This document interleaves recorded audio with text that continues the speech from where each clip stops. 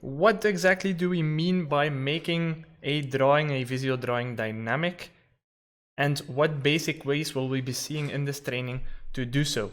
Well, we'll mostly be taking a look at placeholders in Visio shape data and shape text, and how these placeholders get replaced by the value, the result value that they have, and how you can then leverage that in your Visio drawing.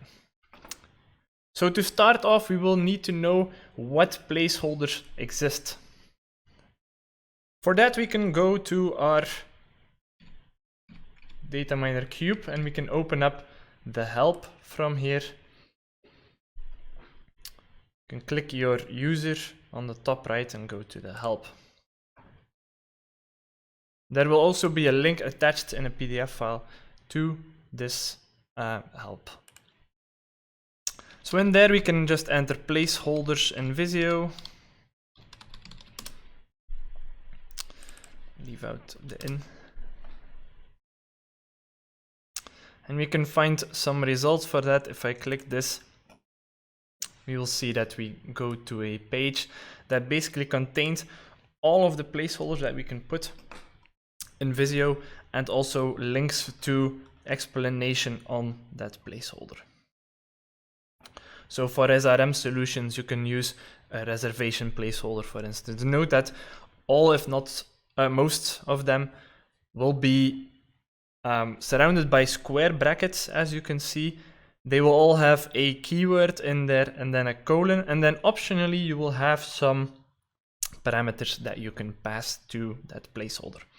I say optionally because, for instance, if you just want to display the IP address of your DMA or the data miner time, you don't need to give a parameter, so you can then just enter the placeholder between square brackets and it will be replaced by the current data miner time in this case. Other useful examples that we will be seeing in this training are the this placeholders, which will refer to your current object in your card.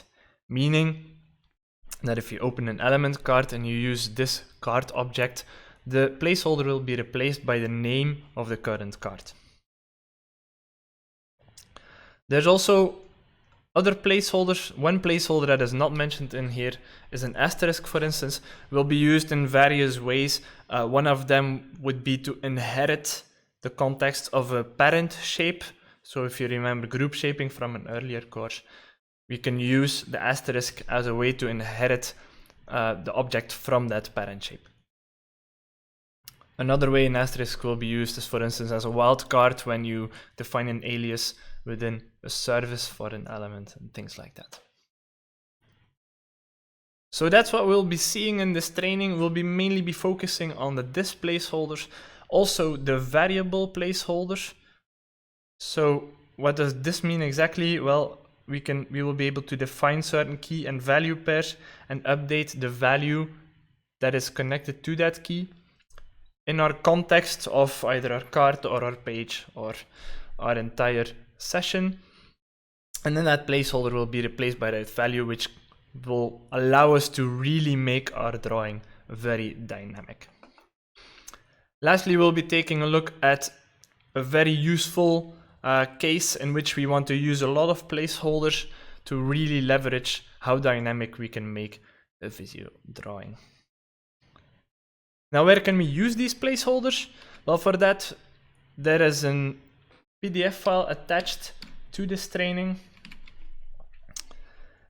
In this PDF file, you will find the different shape data as well as the normal shape text, where we can use placeholders. If you try to use placeholders in one of these and you feel like it should be relevant that you can use them in here and it doesn't work, feel free to contact Skyline and we'll take a look what the expected behavior of them would be.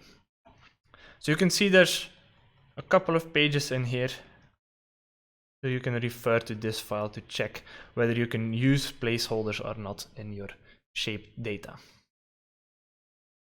There's also a link to the help in here where I just showed you the placeholders themselves. So if you use this, you will be able to access it with your DCP account.